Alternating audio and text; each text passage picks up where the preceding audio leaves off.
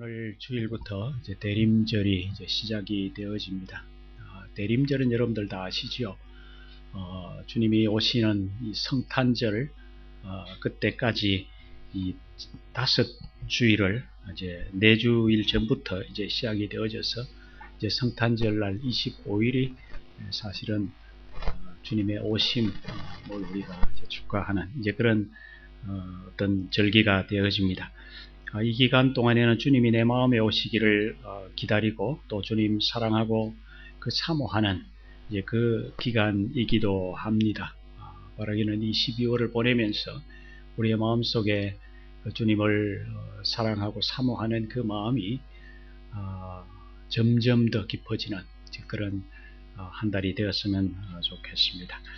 오늘 우리가 읽은 말씀 1절과 2절을 보면은 당시 세례 요한과 예수님이 활동하던 그때에 이스라엘 백성들이 처해 있는 그 역사적인 그 배경을 아주 잠시 소개하고 있는 구절이 나옵니다. 이제 그때는 우리가 아는 대로 로마 제국이 세계를 다스리고 있었던 때였지요. 성경 오늘 1절에 보면은 이제 디베리오가 황제로 있을 때라고 하고 있습니다. 디베리오라고 하는 화면을 비춰주세요. 이 사람은 이제 로마 제2대 황제입니다. 역사 속에서는 이제 티베리우스라고 그렇게 나오는 사람입니다.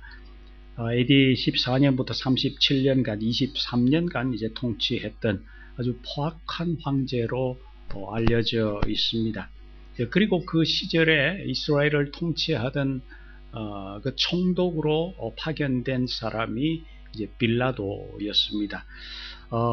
이 사람의 이름은 폰티우스 필라테라는 그런 이름으로 AD 26년부터 36년까지 한 10년간 이제 다스렸던 이제 그런 사람입니다. 로마 정부를 대표해서 이제 이스라엘 땅에 이스라엘을 통치하기 위해서 왔던 이제 총독 빌라도, 예수님을 신문했던 총독으로 이제 우리가 잘 알고 있습니다.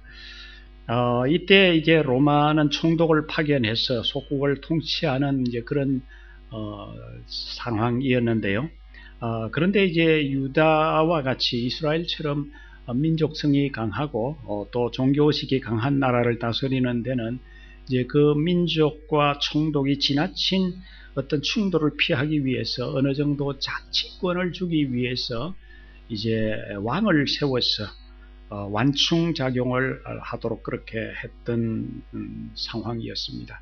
이제 그때 로마가 세웠던 왕이 바로 헤롯 왕이었습니다. 이 헤롯 왕은 헤롯 대왕이라고 우리가 흔히 이제 알고 있는 사람입니다. 이 사람은 AD 4년 3월에 질병으로 이제 죽었습니다. 예수님이 탄생할 즈음에 이제 죽었던 사람이죠. 그에게 이제 세 아들이 있었는데 이들에게 이제 영토를 분할을 해서 이스라엘을 다스리도록 유언을 남겼고 또 로마 정부가 그것을 인정을 해 주었습니다. 이 세 아들이 오늘 말씀에 이제 언급이 되어져 있습니다. 첫 번째는 헤롯이라고 이제 그렇게 나오죠. 다음 장면을 비춰주세요. 헤롯이라고 이제 헤롯, 여기에서 이제 헤롯은 갈릴리 분봉왕으로 이제 임명되어져서 나와 있는 이 헤롯은 아버지 헤롯이 아니라 사람들이 자주 사실은 헤롯 안티바라고 하는 첫 번째 아들이었습니다. 이 아들에게 이제 갈릴리 지방을 다스리는 그런 내 재산의 참으로 자들에게 분봉왕으로 임명을 했습니다. 둘째는 그의 동생 이 헤롯 빌립이라고 이제 그에게는 이두레와 드라고니 지방의 이제 분봉왕으로 그 지역을 다스리도록 그렇게 했습니다. 그 다음에 세 번째는 루사니아라고 나오는데 이제 아빌레네 지역 그리고 유다와 이제 사마리아 그 지역을 다스리는 분봉왕으로 이렇게 기록이 되어져 있습니다. 근데 원래 이 헤롯의 셋째 아들은 사실은 헤롯 아킬레오라고 하는 아들이었는데, 이 헤롯 아킬레아가 한 10년쯤 분봉왕으로 그렇게 이 지역을 다스리는데 너무 포악하고 사람들로부터 참 이 과격하다고, 정치를 못한다고 그렇게 알려지게 되면서 로마 황제가 그를 추출해내고 다른 왕을 세웠는데, 그 세워진 왕이 바로 여기에 루사니아라고 하는 왕이었습니다. 그런데 기록들을 보면 이 분봉왕들이 참 문제가 참 많았던 것 같습니다. 첫 번째는 로마 정부가 세웠던 그 헤롯 왕이 이스라엘 사람들이 받아들이기에는 좀 껄끄러운 그런 어떤 출신 사람이었죠. 이제 그가 유다 출신이 아니라 에돔 족속 출신이었습니다. 에돔 족속은 아시는 분은 아시겠습니다만은 이삭의 첫 번째 아들 에서의 후손들이 만든 나라입니다. 그러니까 이스라엘 백성들이 하나님의 백성으로 참 인정을 잘 하려고 하지 않는 어떤 정통, 어떤 그 아들의, 이삭의 아들이 야곱으로 이어지는 것이 이제 정통 이스라엘의 계보인데, 이 에서가 이렇게 이 적통으로 이어지지 않는 자식이라고 그렇게 생각을 하는 이런 이 에돔 족속의 출신이었기 때문에 이스라엘 백성들이 깊이 그를 왕으로 받아들이지를 못하고 있었던 상황입니다. 또 두 번째는 이 분봉 왕들의 이 결혼 관계가 아주 복잡했던 그런 상황이었습니다.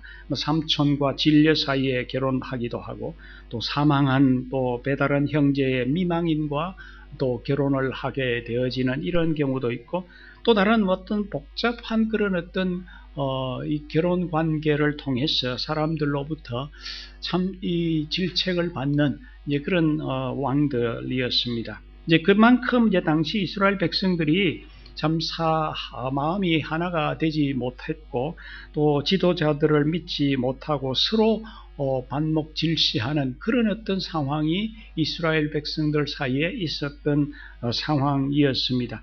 또 우리가 이제 눈여겨보아야 할 대목이 오늘 말씀 가운데 제사장의 문제입니다. 원래 대제사장은 한 명이어야 됩니다. 그런데 오늘 말씀에 보면 대제사장이 2명으로 그렇게 기록이 되어져 있습니다.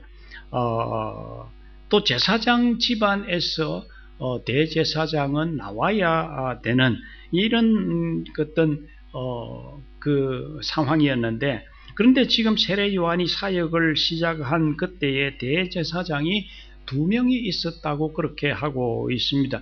2절에 보니까 그 2명의 제사장의 이름이 나오죠. 안나스와 가야바가 대제사장으로 있을 때에라고 합니다. 한 시기에 두 대제사장이 있었다고 하는 것은 당시의 상황으로서는 있을 수 없는 그런 상황이었죠. 이 가야바라고 하는 이 대제사장은 사실은 이 안나스의 사위였습니다. 원래는 안나스가 죽으면은 안나스의 아들 가운데 이제 대제사장이 나와야 되는데, 아직 죽기도 전에 그의 사위를 대제사장으로 임명한 겁니다. 안나스가 사위가 아들이 없었다면은 사실은 다른 제사장 중에서 대제사장을 임명해야 되는데, 그가 자기의 사위 가야바를 임명을 한 것입니다. 이건 이제 종교적인 관점에서 볼 때에 사실은 명백한 불법이었죠. 그러니까 이 당시 이스라엘 백성들은 정치적으로 로마의 통치하에 있었던 그런 어떤 압박당하고 있는 상황일 뿐만 아니라 종교 지도자들의 이런 타락들, 정치 지도자들의 이런 타락들, 정신적으로, 도덕적으로, 영적으로 완전히 황폐해져 있는 그런 상황이었다는 것입니다. 이때의 상황을 예수님이 오셔서 한마디로 이제 표현한 구절이 성경 가운데 마태복음 9장 36절에 이제 나오죠. 예수님께서 이렇게 말씀하셨습니다. 무리를 보시고 불쌍히 여기시니 이는 그들이 목자 없는 양같이 고생하며 기진함이라. 목자 없는 양 같다고 그렇게 지금 예수님께서 이스라엘 백성들을 지칭하고 있습니다. 목자 없는 양, 무엇을 상상할 수 있습니까? 양은 참 어리석은 동물이지요. 그래서 목자가 없이는 사실은 한 발짝도 나아갈 수 없는 그런 어떤 동물입니다. 목자가 없으면 길을 잃어버릴 수밖에 없는 그런 약한 존재가 양입니다. 바로 이런 상황 속에서 방황하는 이스라엘 백성들을 위해서 준비하신 사람이 바로 하나님께서 세례 요한을 보내셨습니다. 이 세례 요한이 탄생할 때에는 참 특별한 아이로 그가 탄생을 했지요. 그의 아버지 사가랴가 제사장이었습니다. 일반 제사장이었는데 자기의 순서를 따라서 성소로 기도하러 들어갑니다. 하나님이 그의 기도를 들으시고 이 요한이라고 하는 아들을 주셨습니다. 어느 날 성소에 분향을 하는데 천사가 나타나서 네 아내 엘리사벳이 아들을 낳을 텐데 그 이름을 요한이라고 그렇게 하라고 합니다. 포도주나 독주를 입에 대지 아니할 것이고 그는 엘리야의 심정과 능력을 가지고 많은 사람들을 하나님께로 돌아오도록 그들의 마음을 준비시키는 그런 어떤 사람이 될 것이라고 그렇게 예언을 합니다. 이렇게 천사가 사가랴에게 예언한 그대로 이 요한이 탄생을 합니다. 그래서 자랐습니다. 그리고 성인이 되어져서 그가 빈들로 가서 기도하며 지내면서 메뚜기와 석청을 먹었다. 야생꿀을 먹으면서 이제 야생에서 그렇게 빈들에서 살았다고 그렇게 기록을 하고 있죠. 사람들은 이렇게 광야에서 살고 있는 요한에게 관심이 많았던 것 같습니다. 많은 사람들이 이 요한에게 몰려들기를 시작을 했습니다. 그때 요한이 외쳤던 말씀이 바로 오늘 우리가 읽었던 이 말씀 4절에서 6절에 나오는 말씀입니다. 다시 한번 더 우리 4절에서 6절을 한번 읽어보겠습니다. 제가 여러 가지 이제 칼라로 이렇게 좀 적었습니다만은 이유가 있어서 그렇게 적었습니다. 함께 한번 읽어보도록 하겠습니다. 시작. 선지자 이사야의 책에 쓴 바 광야에서 외치는 자의 소리가 있어 이르되 너희는 주의 길을 예비하라. 그의 오실 길을 곧게 하라. 모든 골짜기가 메워지고 모든 산과 작은 산이 낮아지고 굽은 것이 곧아지고 험한 길이 평탄하여질 것이요 모든 육체가 하나님의 구원하심을 보리라 함과 같으니라. 방금 읽은 이 말씀은 BC 700년 전에 이사야가 했던 말을 지금 이 세례 요한이 인용을 하면서 지금 백성들 앞에서 지금 외치고 있는 말씀입니다. 이 말씀은 이제 이 어두운 세상을 비추일 메시아 주님이 오실 텐데 그 주님 오실 길을 준비할 때가 되었다고 그렇게 지금 외치고 있는 겁니다. 너희는 주의 길을 준비하라고 그렇게 하고 있습니다. 어떻게 준비하라고 합니까? 오늘 말씀을 가만히 들여다보면은 몇 가지를 이제 언급을 하고 있는 것을 우리가 보게 됩니다. 그 첫 번째가 여러분 5절 말씀에 모든 골짜기가 메워져야 된다고 그렇게 하고 있습니다. 요즘도 이제 한 나라의 지도자가 어느 지방을 간다고 하면은 그 지방에서는 대대적으로 정비하고 깨끗하게 하는 그런 일들이 있습니다만은 옛날에는 얼마나 더 했겠습니까? 모왕이 마차를 타고 다니던 시절이었으니 도로 상태가 굉장히 중요하지요. 돌멩이도 치워야 하고 움푹 패인 것도 메워야 하고 거친 땅을 골라서 평지가 되게 해야 됩니다. 그러니 이 만왕의 왕이신 이제 그 주님 메시아가 오실 때가 되어졌으니까 너희들의 그 마음의 골짜기를 이제 메워야 된다고 그렇게 지금 말씀하고 있는 거죠. 그 마음의 골짜기 어떤 마음의 골짜기입니까? 서로 간의 미움의 골짜기이지요. 사람들이 사는 이 세상에 서로가 서로를 미워하는 이 비뚤어진 마음이 얼마나 많습니까? 그런 이 미움의 골짜기가 우리들 가운데 메워져야 한다는 것입니다.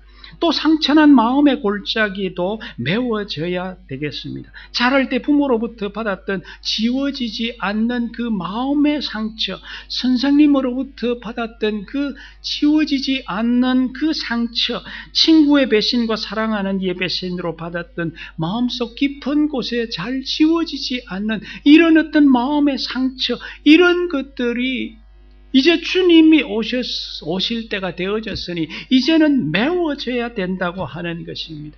오늘날 정신적으로 치료받아야 할 때는 그런 어떤 환자가 육체적으로 치료받아야 되는 환자들과 비슷할 정도로 굉장히 많이 있는 그런 얘기들을 흔히 듣습니다. 과거에 우리의 모든 마음의 상처가 메워져야 된다.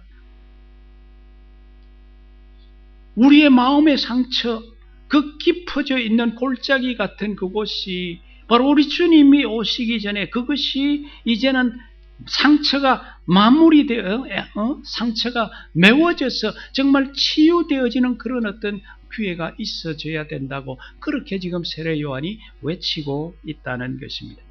두 번째 메시지가 이 5절의 말씀에 보니까 모든 산과 작은 산이 낮아져야 한다. 이 모든 산과 작은 산은 무엇을 얘기할까요? 우리의 마음의 교만함을 이야기한다고 저는 생각합니다. 어떤 심리학자가 말하기를 모든 사람에게는 이 크고 작은 교만한 마음이 있다고 합니다. 교만이 뭡니까?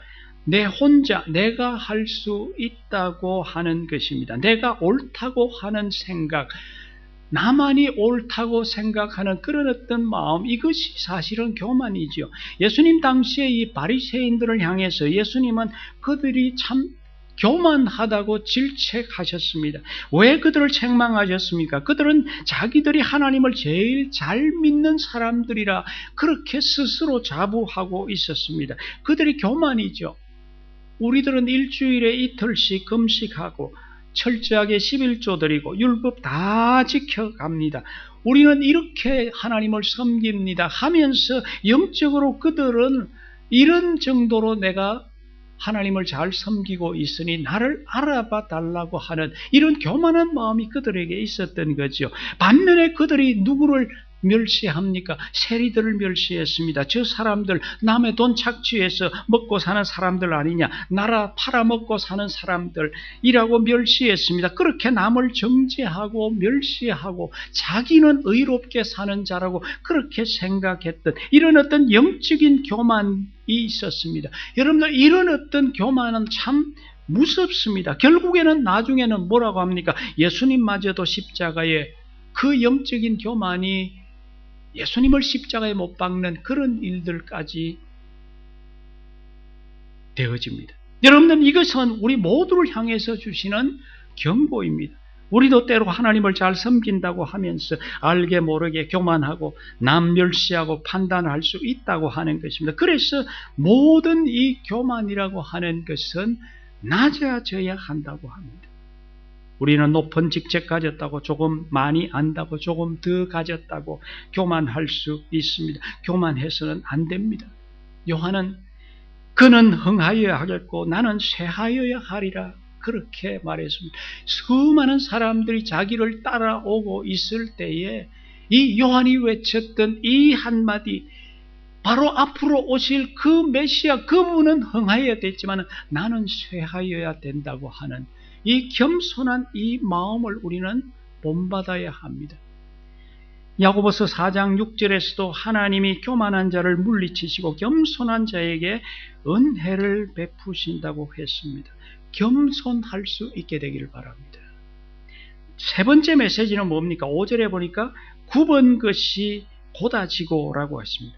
굽어져 있다고 하는 이 길, 이것을 바르게 펴야 이제 왕 되신 주님이 오실 수 있다고 하는 메시지죠. 우리의 마음이 굽어져 있으면 사실 모든 것이 삐딱하게 보이지 않습니까? 바르게 보지 못하고 늘 비판적으로 보려고 하고 부정적으로 평을 하려고 하는 그런 마음이 때로 우리들 가운데 있습니다. 그래서 부정적인 마음이 바로 펴지지 않으면 평생 자기 마음고생하고 남에게 상처 입히고 고통 속에서 스스로 그렇게 살아갈 수밖에 없는 것입니다.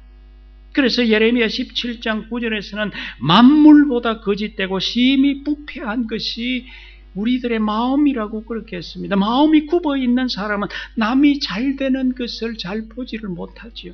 어떻게든 끌어내리고 싶은 그 마음, 이것은 사실은 병든 마음입니다.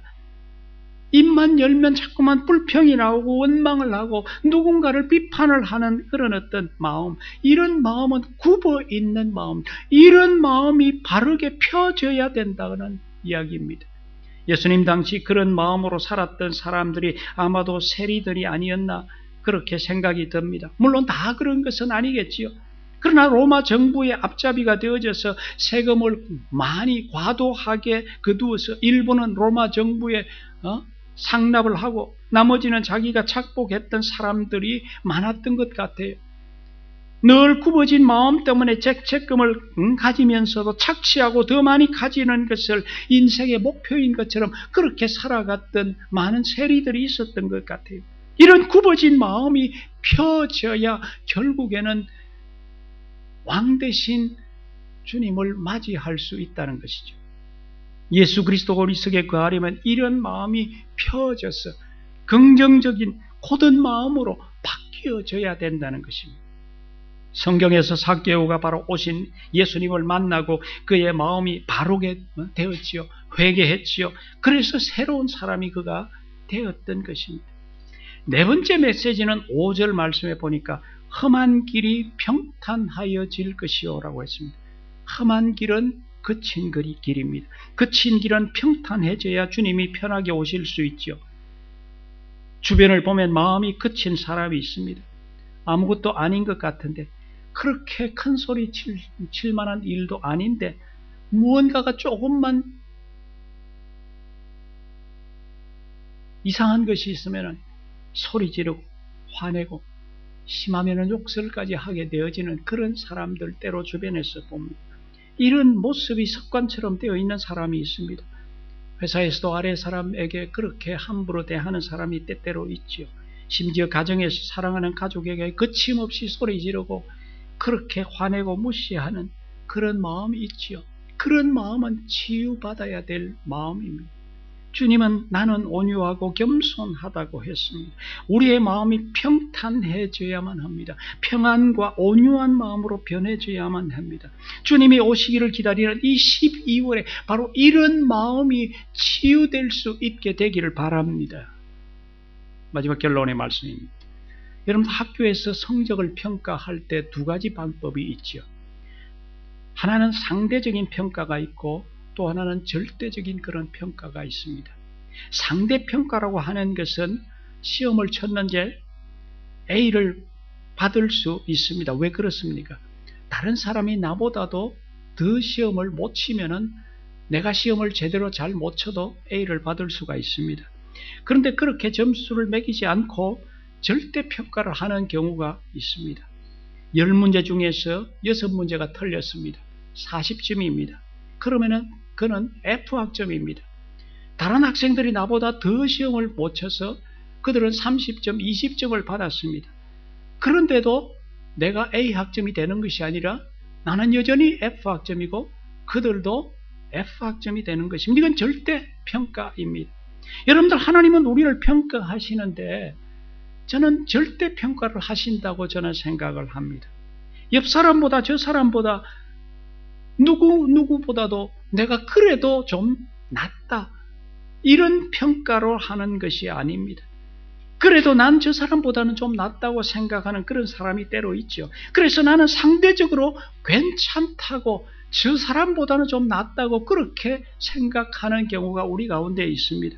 하나님 앞에서는 여러분들 그런 어떤 사람도 역시 마찬가지로 F학점을 받을 수 있다고 하는 이 사실을 우리는 알아야만 합니다. 우리는 요즘 세상 돌아가는 뉴스 기사를 보면 세상이 말세다 그런 얘기를 합니다. 사람들이 어째 저렇게 악할 수가 있느냐 그런 생각을 합니다. 그런데 자신을 돌아보지는 잘 못하는 것이 아닌가 생각합니다. 왜 그렇습니까?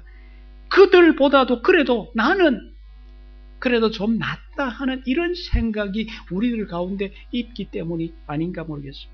여러분들, 그래서는 안 됩니다. 다른 사람을 볼 것이 아니라 바로 나를 보아야만 합니다. 후회 한 번 하고 눈물 한 번 흘렸다. 이것이 여러분들 진정한 회개가 아닌 것입니다. 진정한 회개가 무엇인지 보여준 한 사건이 성경 가운데 있죠. 어제 아래 금요일에서도 우리 이경 목사님이 삭개오에 대한 말씀을 했죠. 이 삭개오 사건이 바로 그런 사건입니다. 그가 세리였습니다. 사람들은 다 손가락질 했습니다.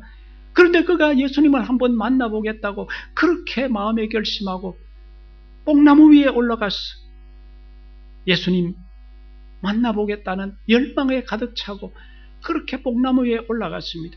그 마음을 꿰뚫어 보시고 예수님께서 이 삭개오에게 다가왔습니다. 예수님을 만났습니다. 그동안 자신이 너무 잘못했다고 그제서 그가 깨닫기를 시작을 합니다. 그래서 그가 이렇게 고백을 하죠. 주님, 내 소유의 절반을 가난한 자들에게 나누어 주겠습니다. 남의 재산을 부정하게 착취한 것이 있으면 4배를 내가 갚겠습니다. 이렇게 고백을 합니다. 그가 남의 재산을 상당히 많이 착취했는지는 잘 모르겠습니다. 그런 것이 있다면 내가 그것을 다 되돌려 주겠습니다 하는, 그리고 이자까지 보태어서 4배까지 내가 갚아 주겠습니다. 엄청난 결단을 지금 삭개오가 하고 있는 것을 봅니다. 이 사건은 우리에게 무엇을 시사해 주고 있습니까? 여러분들, 진정한 회개라고 하는 것은 그냥 눈물 한번 흘렸다고, 후회 한번 했다고, 말로 어떻게 한번 내가 잘못했다고 한 것으로 그렇게 끝난 것이 아니라고 하는 사실은, 거기에는 뭔가 실제의 삶 가운데 그 회개한 어떤 자신의 잘못이 무엇인가 후회한 어떤 삶의 모습이 나타나야 된다고 하는 것을 우리에게 가르쳐주고 있는 사건이라고 하는 것입니다. 저는 참 사람이 변하지 않는다는 생각을 때로 많이 합니다. 참 수없이 많은 사람들을 대하지만 어떻게 저 사람은 저렇게 변하지 않을까 하는 그런 생각을 때때로 하게 되어집니다. 그런데 어떤 책을 보니까 여러분들, 토마스 아퀴나스라고 하는 이 유명한 13세기의 신학자가 있었습니다. 이 사람이 이런 얘기를 했어요. 사람의 본성은 쉽게 파괴되지 않는다. 무슨 말입니까? 사람의 본성이라고 하는 것이 쉽게 잘 바뀌지 않더라는 말이죠. 이 성자가 살던 그 시대의 사람을 그가 보았을 때도 얼마나 사람들이 안 변했으면 이렇게까지 그가 표현을 했겠습니까?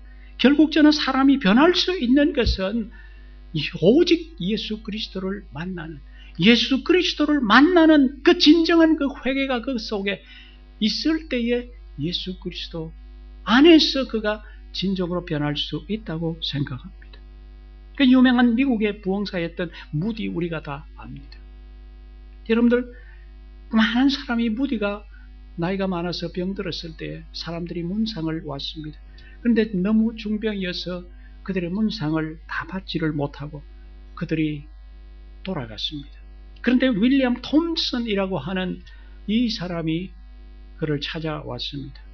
톰슨이라고 하는 그 얘기를 듣고는 그 안방에서 그 무디가 그 톰슨을 불렀습니다. 톰슨이 톰슨을 그의 방으로 들어오게 했습니다. 그러면서 그의 손을 붙잡고 이 무디가 이 톰슨 그에게 이렇게 얘기를 합니다. 당신이 지었던 이 찬송, 우리가 아까 불렀던 예수가 우리를 부르는 소리, 이 찬송은 내가 평생 동안 설교했던 것보다도 많은 사람들에게 감동을 주었던 찬송이라고 하면서 그의 손을 붙잡고 그렇게 고맙다고 마지막 인사를 했던 그런 일화가 남아 있습니다. 여러분들, 이 찬송의 가사가 예수가 우리를 부르는 소리, 이렇게 우리말로 기록되어져 있습니다만 사실은 영어에는 softly and tenderly Jesus is calling, 아주 온유하고 부드럽게 예수님이 부르고 계신다고 하는 이런 가사입니다. 여러분들, 이 찬송의 2절에 보면은, 여러분들이 화면에 보시는 대로 이 찬송의 2절에 간절히 오라고 부르실 때에 우리는 지체하여 주님의 은혜를 왜 아니 받고 못 들은 채 하랴, 그렇게 하고 있습니다. 간절히 오라고 부르실 때에 우리는 지체하랴, 주님의 은혜를 외하니 받고 못 들은 채 하려나 오라 오라 방황치 말고 오라 죄 있는 자들아 이리로 오라 주 예수 앞에 오라. 주님은 오늘도 우리를 부르시고 계십니다. 주님의 오심을 기다리고 있는 이 대림절, 이제 오늘부터 이제 이 12월 동안 계속되어질 것입니다.